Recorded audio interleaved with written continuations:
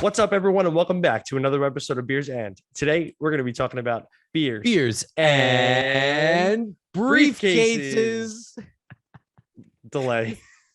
Delay, but not the worst of delays by any means. What is up, everyone? Welcome back to another episode. My name is Alex. I'm joined by Nick. Nick, you're remote again. I am remote again. We are remote.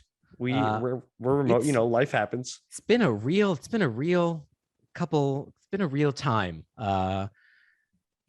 Weddings and wedding things and work things, and right. It's a whole. Right. I started a new work schedule. That's right, you did. Yep. So I've been getting up way before the sun at like 2:45 in the morning.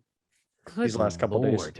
Good God. Yeah. 2:45 in the morning. It doesn't feel real sometimes. Like I wake up and I look at the time and I'm like, oh, I can go back to sleep. And then my second alarm goes off and I'm like, oh, crap. Oh God, dude, I give you some. What time are you going to sleep now at this point? I've been passing out pretty much anytime between 8:30 and 9:30. You look like you're holding up well, though. I'm glad that we're feel doing good. This. You know what? I'll tell you what, being home starting at like 12 o'clock every day, or maybe some days even earlier, is pretty fun. Absolutely. You seem fresh. Anyway, thank you. I feel fresh. You can watch us on YouTube if you are not at Beers and Podcast. And also you can come follow us on Instagram at Beers and Podcast. And you can come do the whole Twitter thing too at Beers and One. And if you really, really want to get to us, come send everything to us at beersandpodcast@gmail.com. Smooth. I am super excited. And this is the first time we're going to be having back-to-back stouts. Oh, it is a back-to-back stout on the show. Yeah. So now we're going to be able to like apples to apples. This is going to be good. Stouts to stouts. So stouts to stouts. So we are drinking another one from Long Eagle. Yes. We had the peach gusher sour from them. Correct. Right. This one is a milk chocolate stout. It is a stout brewed with lactose and an abundance of dark chocolate malt. It is then aged on everyone's favorite instant hot chocolate milk mix. I'm very excited. So my question is what hot chocolate mix is that? Is it Swiss Miss? It's so funny you even asked that, because when I read it before we even talked, I was like, is this one of those, like, we're not allowed to say the name for copyright reasons? It's exactly what it is. I thought Swiss Miss. There was another company came out with a Swiss Miss beer recently, and it's like very, very clearly Swiss Miss down to the can art. Oh, huh. Yeah. So I'm interested. Like, what else would it be if it wasn't Swiss Miss? So I'm thinking it could be Hershey's makes a hot cocoa mix. Okay. And what was the one with the not Yoo-hoo? Yeah, you're right. I feel like there's one more. There is another hot chocolate mix. Minute something. Oh, yeah. Minute Maid. Is it no, Minute that's Maid? Something else. No, that's the lemonade. Those are the lemonade people. Yeah. I don't know. I think you're right though. Yeah, it's like Ovaltine. It's not America's favorite one by any means. No. Then. So all right, so I'm gonna crack into it. Yeah, let's also get to the question. Ooh, I'm excited. This one's as they block my face. Kind of an interesting one. So what's something? Shit! Oh God. Did it explode? A little bit, and I'm not saying that I got some beer on the mixer, but there's some beer on the mixer. Mine exploded slightly as well. Yeah, I shouldn't have done it with one hand. I didn't get beer on my mixer. I don't have a mixer. But it sounds dirty when you say it, like I didn't get beer on my mixer. Of the day. What is something you did or liked as a kid that you don't do or like anymore? Cream cheese. Really? I don't know why that was the first thing that came to mind, but as a kid, I distinctly remember, like, as I guess we can say, like, alternative to a peanut butter and jelly sandwich, I remember that my mother would make cream cheese and jelly sandwiches. Ooh, yeah. Yeah, and as a kid, I remember liking them. And then as I got older, I was like, oh, I don't like cream cheese at all. Yeah, that's right. You get butter on your bagel. I do get butter on my bagel. Although I now go ahead and I will have a scallion cream cheese. I am a bitch for it. Ooh, I like a good scallion cream cheese. Yeah, you can put scallions in anything pretty much. And exactly. You've got my attention. The fancy onion. It's a very fancy onion. A spring onion. A green onion. Why do we have so many names for scallions? I just don't understand. Thing, right? It's all the same thing. Green onion, spring onion, scallion. So many I don't understand why. It's a racket. It's another one. It really is a racket. Everything's a racket. This beer is lovely pitch black. It's got a frothy espresso colored head. Ooh. I would say. What wait a second. So wait, I feel like we completely ignored the fact that what is it that you used to like it that no longer? Oh, cars. I used to be really into cars when we were in high school. Interesting. If you remember my big black and green eyesore. Oh yeah. What was that one? That was the Lancer. Right. What wasn't it called? The Hulk? Isn't that Hulk. what we had referred to it as? Yes. Yeah. Yes. Yeah, I used to be really into cars, not so much anymore.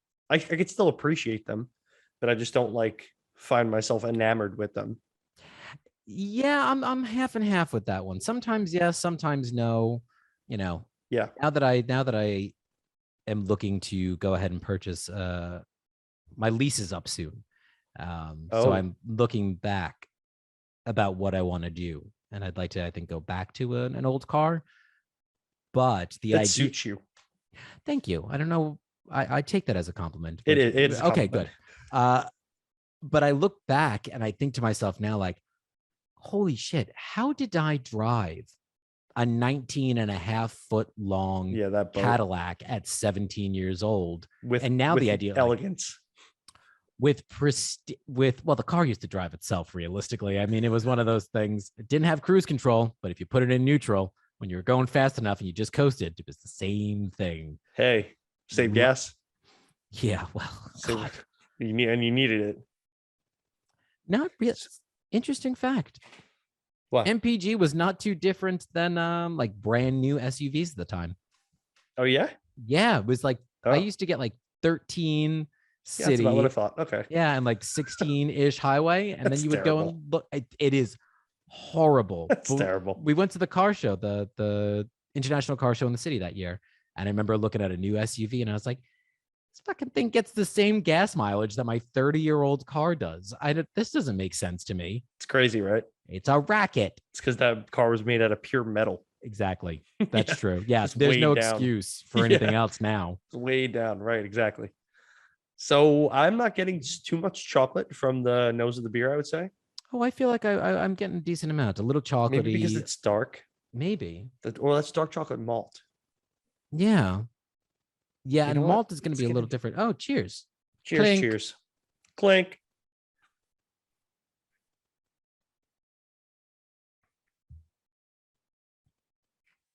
Actually, that's not half bad. It's not. It's like slightly hot chocolatey, but obviously not the temperature. What I think is throwing me off is that I think a lot of times we have chocolate flavored or chocolate notes in our beers. It's usually based off of like cacao nibs, and those cacao nibs are generally more bitter and are a little bit more indicative of like dark chocolate. And the fact that this is lactose and milk chocolate, I think is cutting it a bit. I'm not getting a lot of chocolate notes then as a result. Yeah, I'm right there with you. I'm actually trying to look. It's a very nice beer. If I can find it. It is nice. It is nice. It's just I'm not getting a lot of that chocolateness though. Not as much. Nope. I guess that's the word, right? That maltedness. Yeah. Okay, so it is this is a malt for porters and stouts. Mm-hmm. It is, you could use it to replace other malt. This husk develops bitter notes during roasting. So it means it contributes a certain amount of bitter, astringent, or dry flavors or aftertaste to the beer. And I feel like I'm getting that dry, like almost like the dryness of a wine.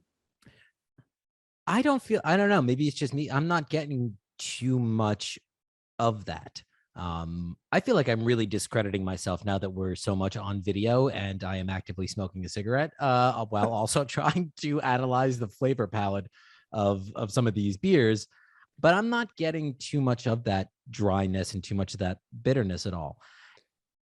I'm not getting, it's so neutral. I don't know. Maybe It's much more neutral. It's very subtle. it It is is, subtle. which I think makes it nice. It's not terribly heavy. It's got a nice mouthfeel to it. It's only a 6.1%. Yep. Yeah, it's only a 6.1. 6.1.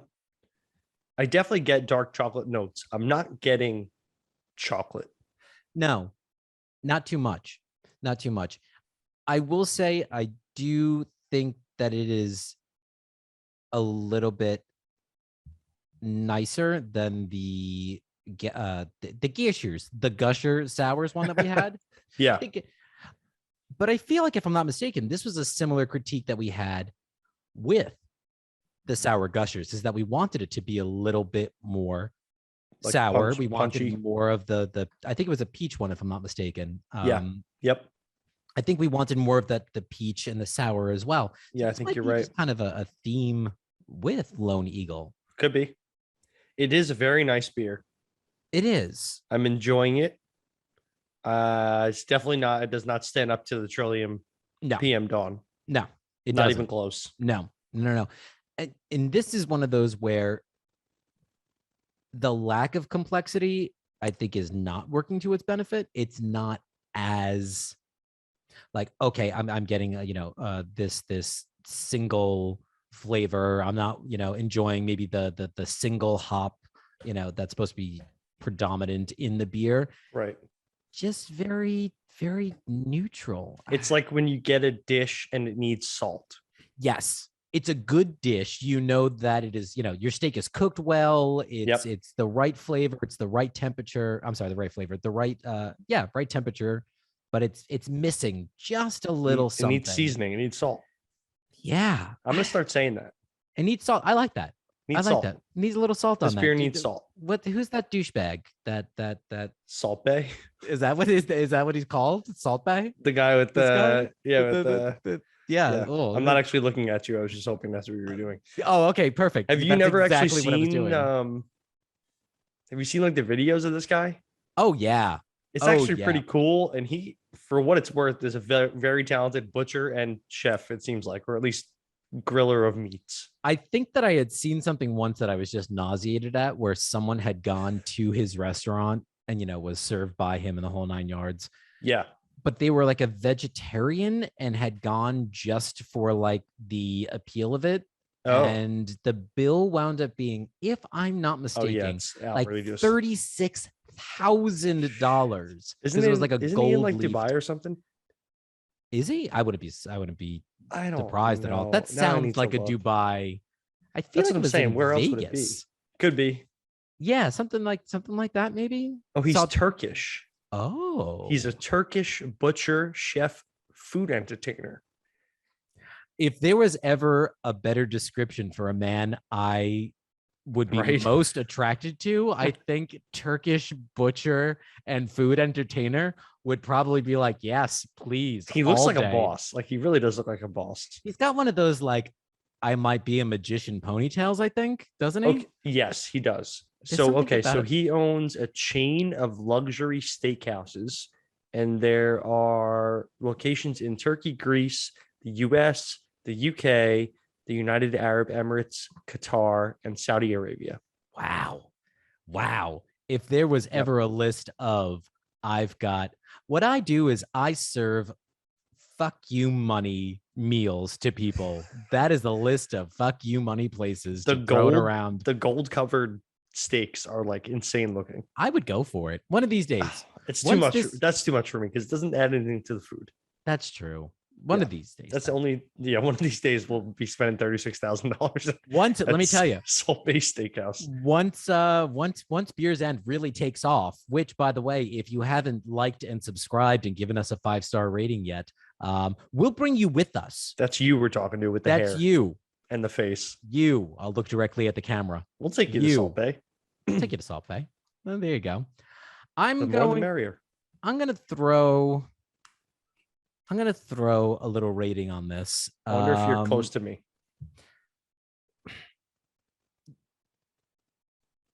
I'm gonna go like a 3.25. We're pretty close. Yeah, 3.25. 3.3 ish. I was gonna say 3.37. You know what's actually funny? I was originally going to go with 3-4.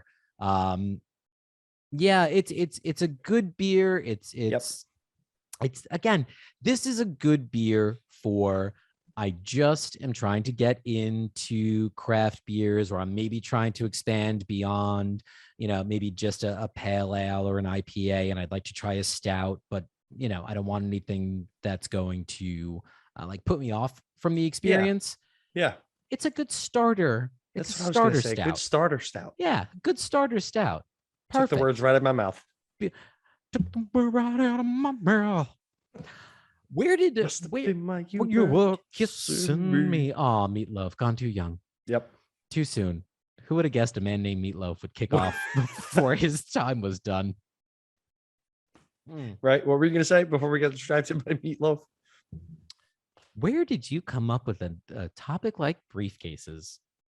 Partly from one of my little stories, shticks, if you will. Yeah. And partly just because I think they're badass. There is something about wielding a briefcase that says, I am here for business. It's a weapon. It's a weapon. If you need it. When I initially started to do some professional. Yeah. Well, listen, if you're carrying a briefcase, you're probably a lawyer, which means you are more powerful than I am, at the end of the day. It was interesting to have read, and I didn't obviously do any like research into it, but like the briefcase is still a very traditional gift to give to someone who is just entering into like law school. Oh, interesting. Which I was kind of like, oh, really? Sounds a little stuffy, but yeah, I guess that's the best place to put your, dossiers and your cocaine. Good old dossiers. Yeah. What I wouldn't give for a dossier right about dossier. Now. Yeah. Love it. You always know you're going to have a good time when you have a dossier. Yeah. And it's going to be a bad time if that dossier is referred to as an attaché. I don't think I've ever heard that, but okay. I love a good attaché. I didn't even know that was a thing. Yeah. Muy French. No, très French. See, I'm learning. I'm going to kick us off. And I want to talk about something that's very synonymous with briefcases. And typically when we see briefcases in like movies and TV, it's usually a briefcase full of money. Oh. Right? Yeah. So briefcases are typically used for two things: a business employee using it for work, or to launder a bunch of money for a bribe or deal. At least that's the way I see it. Okay. So briefcase full of money. So I started to wonder like how much fits in briefcases, because we always see it on TV, but like we don't know. Yeah, that's actually really good what's in it. Point. It feels like there's a very limited amount of space in there. There is a very limited amount of space. Okay. So for accuracy, one would need to use it's called the Zero Halliburton brand brushed aluminum briefcase. Oh, this info, by the way, Halliburton. Yep. As in the oil folks? I don't know if it's the same company. That'd be very interesting. All right. But I couldn't see why not. Like, I feel like that's something industrial that's made with raw materials, right? Okay. That makes sense. Yeah, I think so. So all this info comes from tvtropes.org. So this is all not for me. Okay. So this briefcase, the Zero Halliburton brushed aluminum, is oddly enough just the right size to fit $10,100 bills. Oh, so that would be $1 million. Shut up. Like that. It's that perfect. Literally the exact size, closes and encompasses the entire briefcase. Holy shit. Yeah. So for a full briefcase, however, this would still not be an obscene amount of money, right? $1 million. Okay. Yeah. Nothing outrageous especially for now. Yeah. Oh God. Yeah. There's a slightly larger briefcase style that fits just a little bit more. So if it's 2.4 million, so it'd be $24,100 bills. That's an interesting number. Yeah. Well, it's enough to live like nicely for a little while. I think so. It's not enough to set up your life though. No, not entirely. Unless you invest. I would like to think I could probably do quite a bit with 2.4. Yeah. Oh yeah. Yeah. Start up something. When you've got none, 2.4 is a lot. When I've got $0 million, 2.4 is a lot. So It's easily more done. than zero. You're absolutely right. So people in like these TV or movie deals like don't ever actually get that much money because whenever we see it, is the briefcase full? Oh, Because is it? even if it was like full to the brim, when that thing is open, those bills aren't going to stay in place. They're going to come flying out. You know, Oh, the 100,000 or was it 10,000 $100 bills, if they're stacked in there, as soon as you open that thing, you're going to get bills all over the place. oh, that's true. Yeah. So nobody in these movies ever actually gets what they say. You know, like what's the ransom? It never really is what it's supposed to be. Huh. And actually, in fact, these sons of guns are heavy when they're full. Oh, yeah. So somebody did the math, and $1 million in $100 bills weighs roughly 22 pounds. Holy shit. Yeah, I know. 2.4 million weighs 53 pounds. Oh my God. And What? that doesn't even include the 8-pound briefcase. So you're carrying around roughly At least 30, like, if it's full, at least 30 pounds worth of cash. oh my God. Yeah. Wow. That is so you're carrying around a child with you, like a 5-year-old everywhere you 4-year-old, wherever you're going. Pretty much. And in the movie, it's so unrealistic. People wave him around, you know, like. Yeah.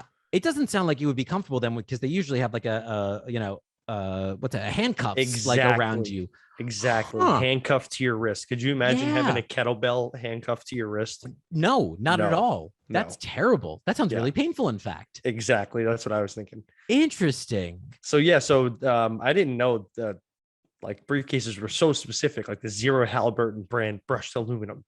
And I could picture it too. So can you? Oh, absolutely.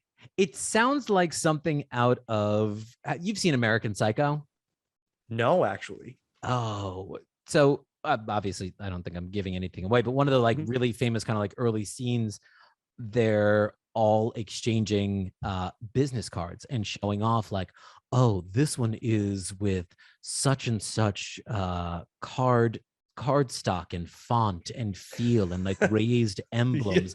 It's like, and that reminds me of like that would be a real like sociopath conversation to have, like, oh, he walked in with the Halliburton, 0400, what a dick. He thinks he's better than the rest of us. I feel like I've seen a satirical take on that scene other places. Probably. Yeah. Probably. That's what I was thinking. Probably. Yeah. Huh. I like that. Kind of cool. Yeah. And we all like money. And who doesn't? Right. So perfect setup for my first part here. That was right. I'm good to go. I feel like, it's terrible timing now, but to ask, like, oh, by the way, time is just a man-made construct, Nick. I love that we keep going to that, which is good for us then. I say it all the time. I love it. We got to get that, make that into a t-shirt. Yes. So have you ever heard then of the reality show called The Briefcase? No, definitely thought you were going to say Deal or No Deal. Oh, shit. No way. I didn't, wow. I didn't go that way at all. Yeah, I almost did. There wasn't that much information. So, okay. So I started this with perhaps The Briefcase. Again, it was a reality show on CBS. And I opened this up with perhaps one of the most shocking examples of capitalist exploitation I've ever even read about. Oh, I can't wait to hear about this. So this was a show that was created by David Broom. I want to make sure, in parentheses, I want to make sure his name is said so people know what kind of human waste of life thinks these things up. Oh, fantastic. This guy is, I know I'm building it up, but I think I know your stance on a lot of these or some of these like issues. This man is the scum of the earth. Oh, fun. So it was created by David Broom, again, for CBS in 2015. So in each episode of The Briefcase, two families that are undergoing financial hardship are given a briefcase with $101,000 and must decide whether to keep all of the money or give some or all of it away to the other family. What? So over the course of the 72 hours that like the show covers with each family, the families are later informed of the other family and that they were given the same instructions. So essentially what happens is like I put in that, I'm undergoing like, I've got bills and debt and the whole 9 yards. And they give me a suitcase with $101,000. And they turn around and they say like, okay, this first $1,000, do what you want with it, kind of like treat yourself, have some fun. Great. They then are told that this other family exists.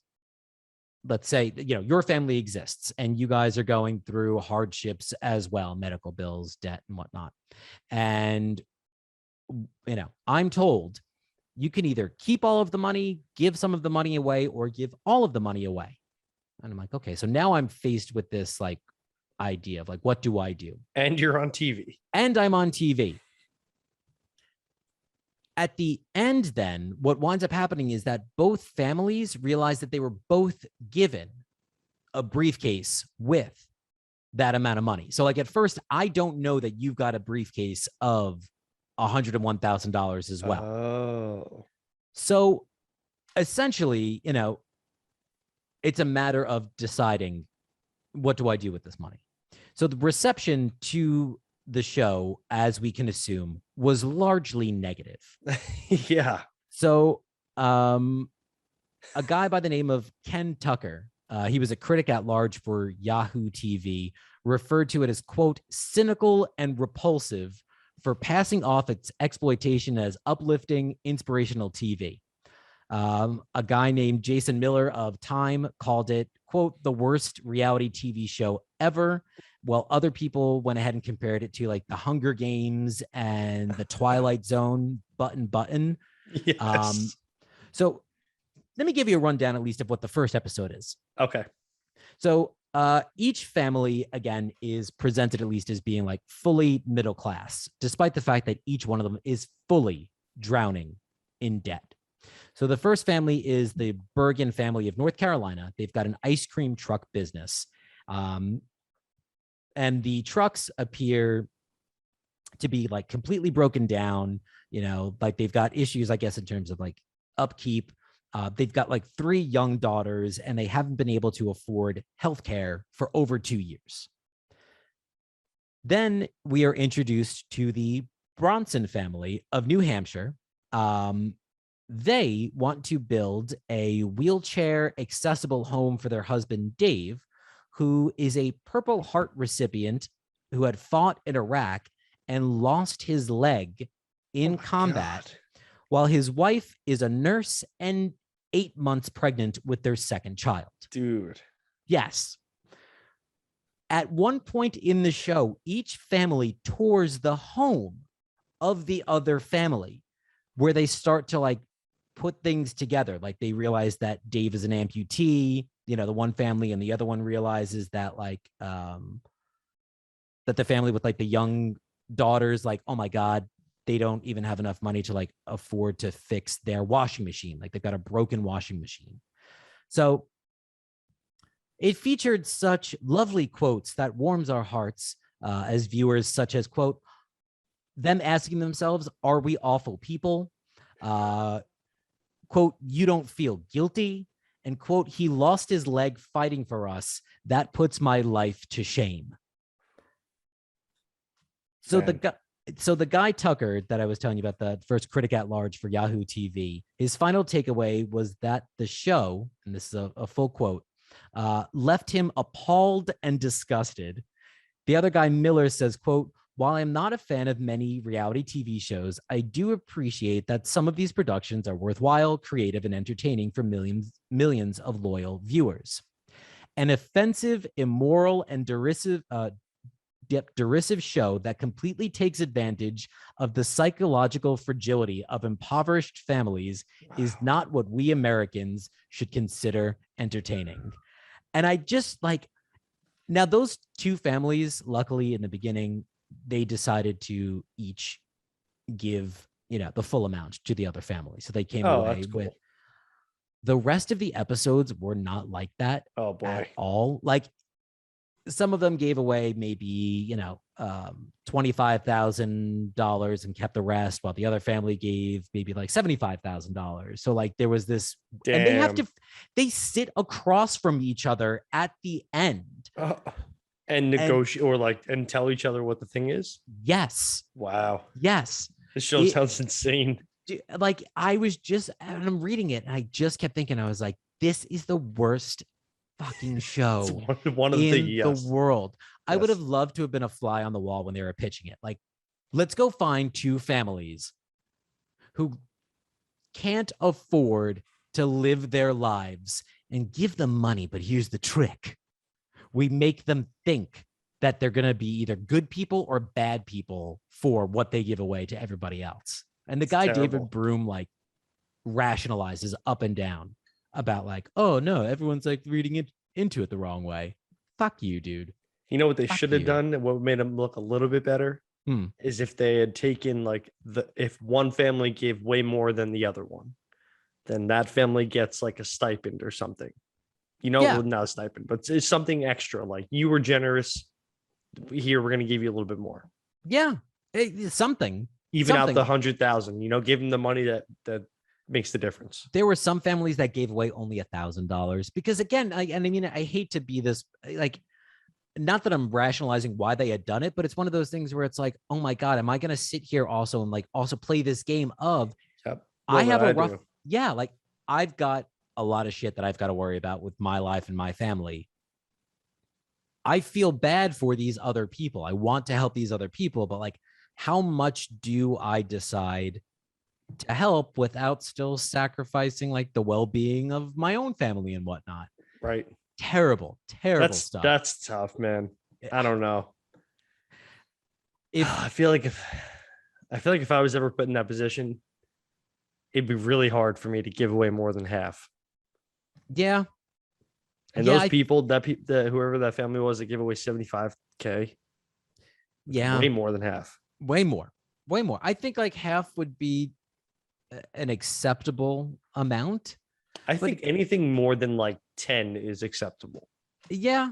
Right? That's over 10%.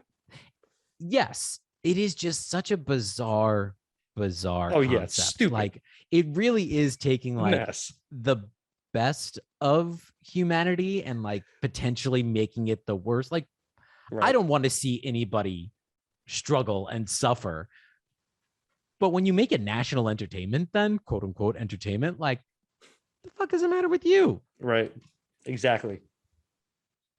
The Disgusting. person that put it all together. Totally agree. David. So Broom. I would be remiss if we talked about briefcases and I didn't talk about one of the most famous briefcases of all time. Go on. I hope you've seen Pulp Fiction. Of course. Okay. Then because the rest of my story would hold no weight.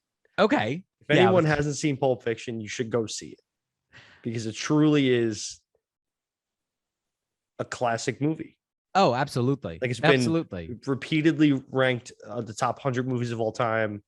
I'm pretty sure that Samuel L. Jackson, John Travolta, and Uma Thurman were all nominated for Grammys or Oscars, one of them. Oh, really? I don't know. From that movie, yeah. They were all for one of those awards. I always mix them up. They were all nominated. Probably the Oscars or the Oscars or the Golden Globes. It was one of those. But anyway, Pulp Fiction came out in 1994. So we were just wee little 4-year-olds. Definitely not watching Pulp Fiction. Definitely not. It is a black comedy crime film. So black as in dark comedy, not as in a black cast. Tyler Perry. This cast was star-studded. One of the greatest casts of all time. I already named a couple of them. John Travolta, Bruce Willis was in it, Uma Thurman, Samuel L. Jackson, Ving Rhames, and Tim Roth. Yeah, there was a lot. Good Lord. I know.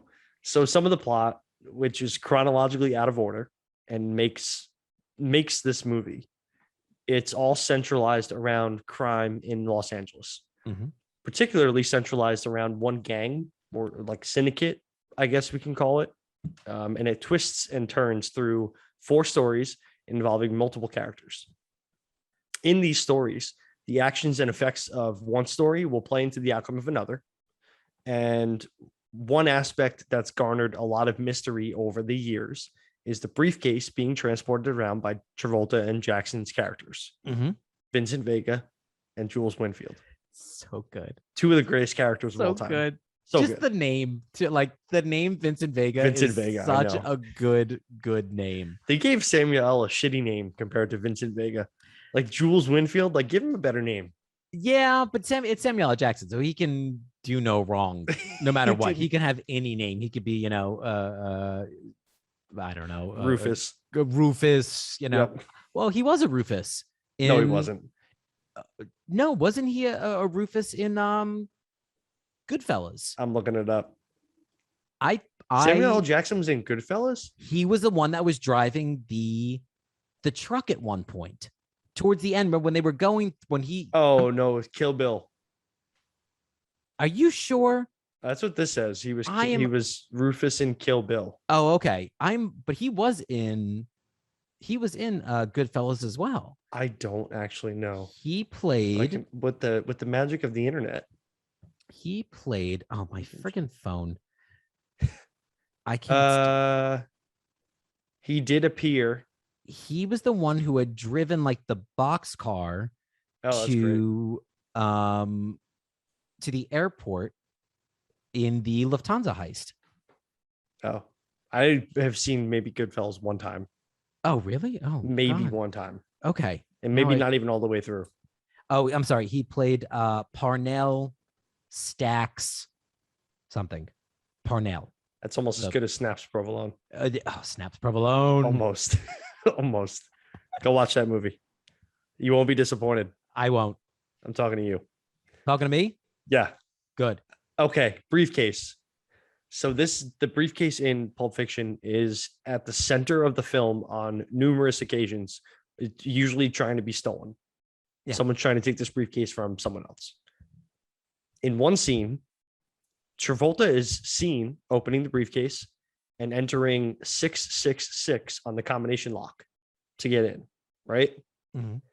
So 666 being the number of the beast in biblical terms. People have taken this and run with it because we never actually see what's in the briefcase. Yeah. So in that scene where he puts in the code and opens it up, all you see is his, a shot of him with the briefcase in front of him. He opens it up, cigarette in his mouth, great scene. Mm-hmm. And this like orange gold glow comes out of the briefcase. Yeah. So for years now, this cult following has wondered what was in this briefcase. Obviously, it was a plot device. It was there the whole time. That's what this movie was about. Got to get this briefcase to Marcellus Wallace, who was Ving Rhames' character. So here's some of the speculative theories that have come up over the years. People have thought of these. Some have just been gold, just a shit ton of gold. Okay. And we know now from $100 bills that would be heavy as hell. It's far too heavy. Far too heavy. So it can't be gold, right? Some theories have been radioactive material, like plutonium or a nuclear bomb. Because he's a mob boss. True. He's got connections. Yeah. I'm not a fan of that one. Neither am I. There's another one, though, that fans think that this is Marcellus Wallace's soul being carried around in this briefcase, stolen back from the devil himself. Oh. Which I find to be the most interesting. And that would make the most sense with the lock combo being 666. 666. Right. You see, okay. Go ahead. No, go ahead. No. I was going to say, because I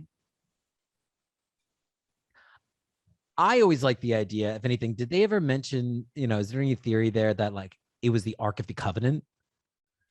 I didn't read that, but that's a good one too. I almost like that, that whole idea, I like that. The Ark of the Covenant, the Holy Grail. That's what I was. Yeah, that's a good one too. Yeah, I was on board with both. Perfect, beautiful.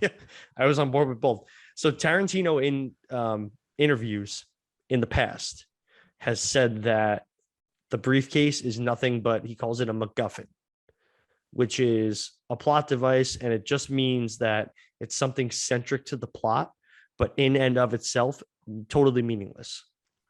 So it was just there to be there for the movie. But like in the actual movie, it's plot, it means nothing. You see, sometimes I like that as an answer though. Oh, so do I. Yeah, I respect that. So all they did was throw like an orange light bulb in there Yeah. to give what the glow. Yeah, like Tarantino, what is it? It doesn't matter. Doesn't matter. It's nothing.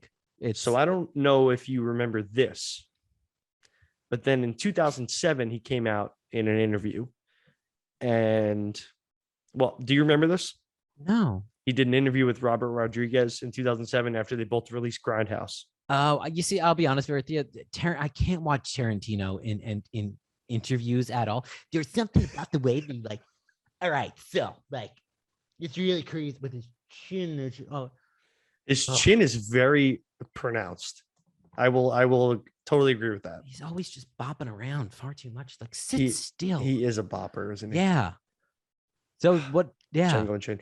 Anyway, so in 2007, there was an interview with him and Robert Rodriguez. They did Grindhouse together, and in a very like Tarantino-esque style, they purportedly reveal the contents of the briefcase. But what happens is the scene cuts out, and this is something that happened in Grindhouse a lot. Something that they, one of their artistic like views of the movie, big plot thing, scene cut out. So the scene cuts out in this interview, and there's like an intertitle screen, and it reads "Missing Reel." Shut up. And then it cuts back in, and Richard Rodriguez is going on and on about how like radically the contents of the briefcase altered the knowledge of this film for the viewer. It's like kind of cheeky, kind of cheeky, but we love it, right? Yeah, we love it. We let it go. You know what it reminds me of? I don't know if you ever, and again, I guess the reason why I appreciate it, I don't know if you've ever heard the story of why the Beatles wrote I Am the Walrus. I don't think so. So apparently, if I'm not mistaken, was that they had started to find out that like college campuses and like certain college classes were starting to like break down and analyze their songs for meaning and this, that, and the other thing. And finally, it was probably either, Lennon or McCartney had turned around and said like, oh yeah, I'm going to write a song that you cannot analyze. There is no meaning to it. It doesn't mean a damn thing. So that's apparently how I Am the Walrus came about. They're like, no one's the walrus. That makes sense. Yeah. Yeah. Which Cuckoo. Yeah. Which I love some of those big like middle fingers of like, if my art is meant to have a message, I will let you know what that message is. Right. Don't dig too deep into it entirely. Yeah. Like it'll be cool. God. We love that. I do. We're into that. I respect it. I respect it. Definitely. That's a good one. I completely forgot about that briefcase. Yeah. Big part of the movie. Great movie. So was Django Unchained. Oh. And I never saw Reservoir Dogs, actually. Oh. I feel like I need to see that. Oh, you know what? By the time we finish up our recording tonight, we've got some time before you usually have to go to bed. So you've got enough time Watch to Reservoir Dogs. Dude, such a good movie. So I've been told. And that was before. That was I think that came out in 92. 91 or 92, yeah. Yeah, so that was even before Pulp Fiction. Yeah. Oh, so good. Okay. So good. I'll put it on my list. Yeah, you'll enjoy it. You'll most definitely enjoy it. So again, setting each other up very well today. So you had mentioned that the second speculation as to what was in the briefcase was plutonium or something having to do with like atomic weapons. Yeah. So as a result, have you ever heard of the nuclear football? You know what's funny is I have. Oh, really? And quickly before you get into it, I'll tell you why. Yeah. So when I was at my old job, when I was at Costco, back in Hazlitt, one of my managers said that whenever the regional manager comes in, he carries around the football in his pocket. And I was like, you carry around what? And he was like, oh, it's great. You don't know about the nuclear football? And I was like, no. He was like, in my pocket, I have an entire cheat sheet of answers, Oh product shit. numbers, product sales, blah, blah, blah. So whenever I'm walking with Paul, I'll pull it out of my pocket and I go, oh, what do you want to know? Da, da, da, da, da. Oh, okay, I got it for you. Oh, that's And perfect. that's why I know about the nuclear football. Good on you, because I think I had heard the term, but not until like reading it again did it like click in my mind. Was, oh yeah, I'm familiar with this. Yeah, So off the cuff. well done. I got to start using it now more often. I think in Right. like my regular like vernacular, my regular speech. So the nuclear football is also sometimes referred to as like the atomic football, the president's emergency satchel, the button, the black box, or just the football. And it is the briefcase that holds the content for the president of the United States to use to authorize a nuclear attack while away from like any fixed command post. So it contains 4 different things. The first of which is a black book with retaliatory options. The second, yeah, like a little playbook. Exactly. The second is a book with a list of classified site locations. So like where actually the missiles and the like warheads are. This is crazy. The third is a manila envelope with about 8 to 10 pages for operations of the emergency broadcast system, like how to actually go ahead and activate that. And then a 3x5 card with authorization codes as to how to actually authorize. I love this.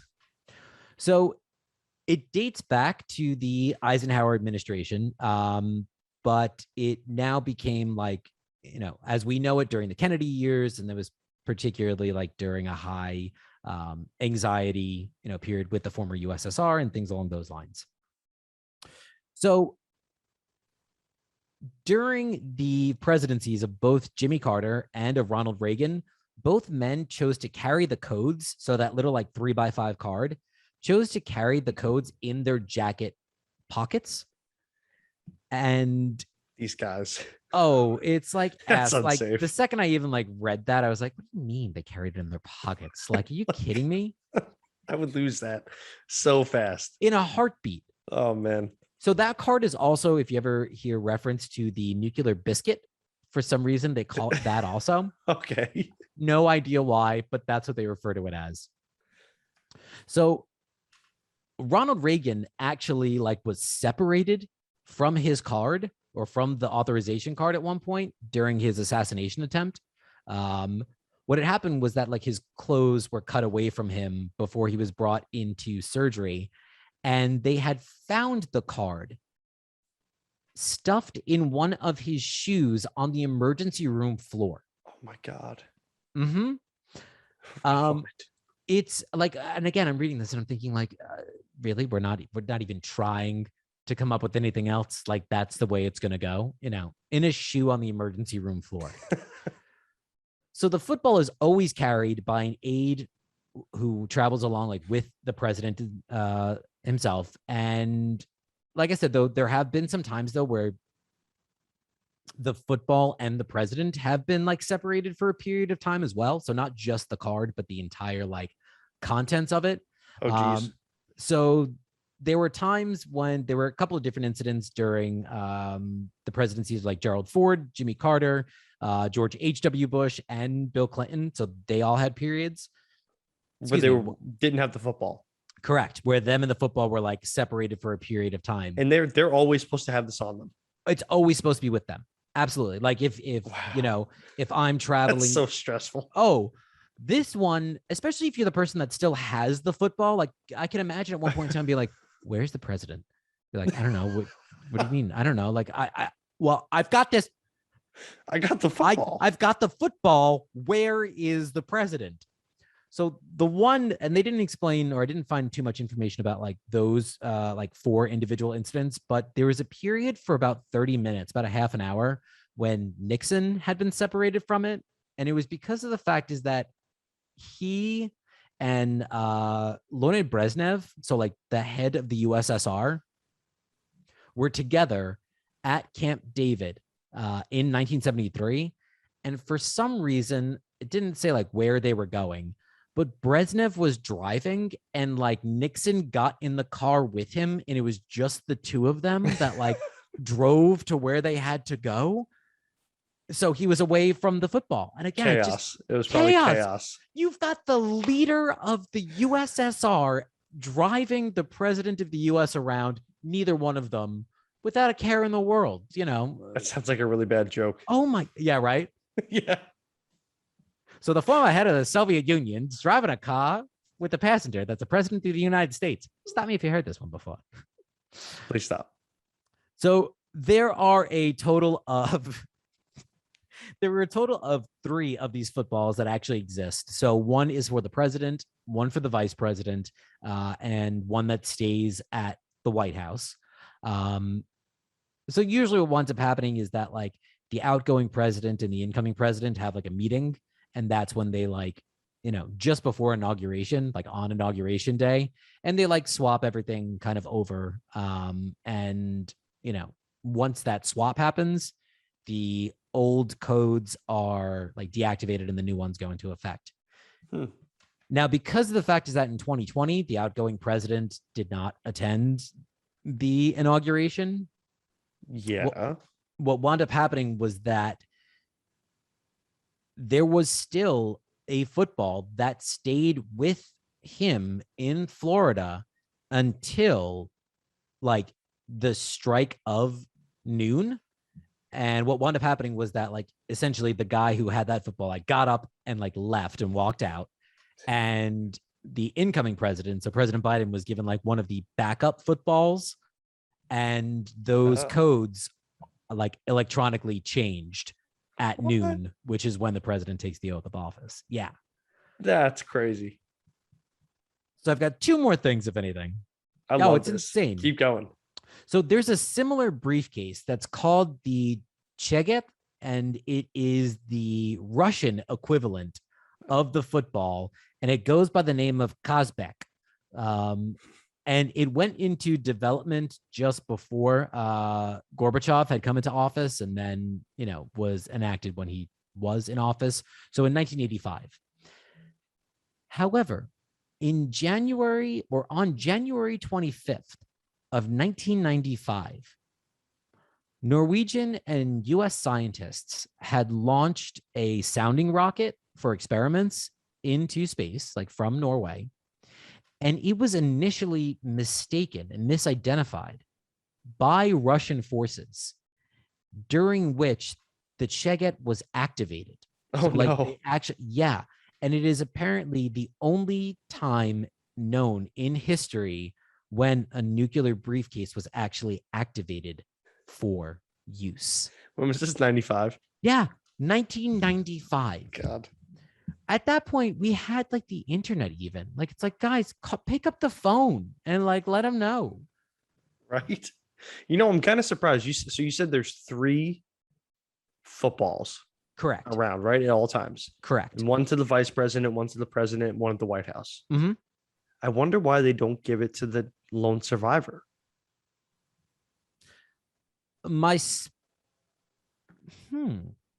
You know, because it's technically the vice president and the president are always together. Yeah. For the most part. And that's the whole point of the lone survivor.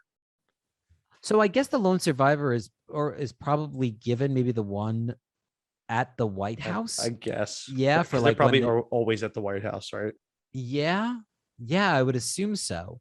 And again, this is also for like remote activation. So for like when they're away from like fixed commands. That's true. God, could you imagine that call? Like, you're the lone survivor on deck right now. They're like, no. Okay, great.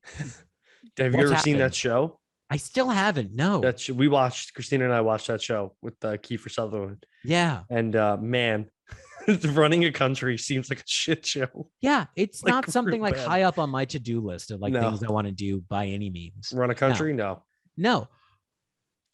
Oh, I would run a dictatorship, sure, but like not like a democratic with people and their opinions. No, that's true. That's very true. Not for very long at all.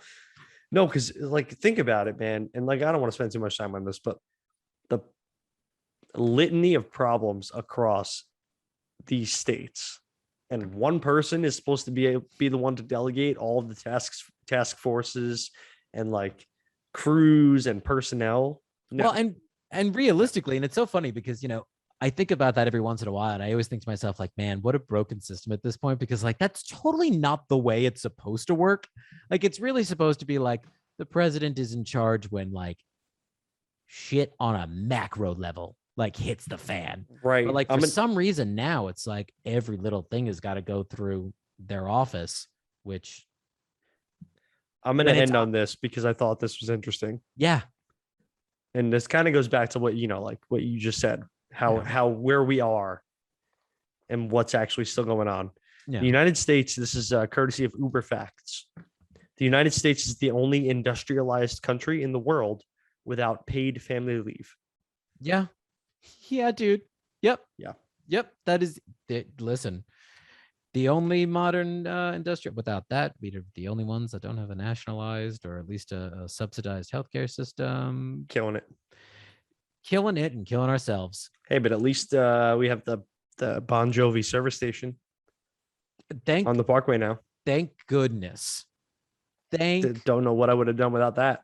I don't know. We would be living on a prayer. My guess is without it. Whoa. We're halfway there. We're easy.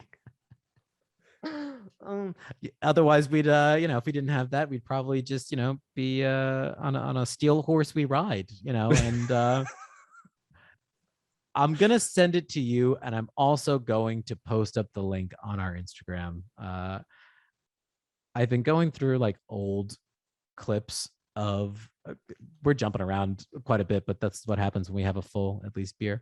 Yeah. There is a clip from an old episode of Conan O'Brien where Triumph, the insult comic dog. Yes. He goes to a Bon Jovi concert, and it is the funniest fucking thing in the world. The way he rips Is it Triumph? Is that his name? Yeah, Triumph, the insult comic dog. Yeah. Oh, I thought it was something else. The old Google. Got to hit it up. Triumph, the insult comic dog, son of a gun. Yeah, he's voiced by Robert Smigel. Why did I think his name was something like Roscoe? No, because Roscoe was the name of the hand puppet that our elementary school Spanish teacher had used to teach us Spanish. You're absolutely right. It is. Yeah. Yep. Yes. I will post the video up there and send it to you. Just watch it. It is so goddamn funny. He is funny.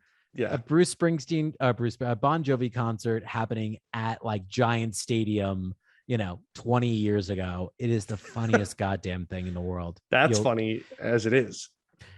Folks, let me tell you, if you go ahead and watch it too, you'll be so happy and so blissfully distracted at the fact that we don't have family leave and healthcare that you'll completely forgot about those realities. Maybe. But probably not. Yeah, just don't stub your toe or hurt yourself in that process. Exactly. Yeah, you'll forget about them until the next time we bring up how corrupt our poor country is. Yep.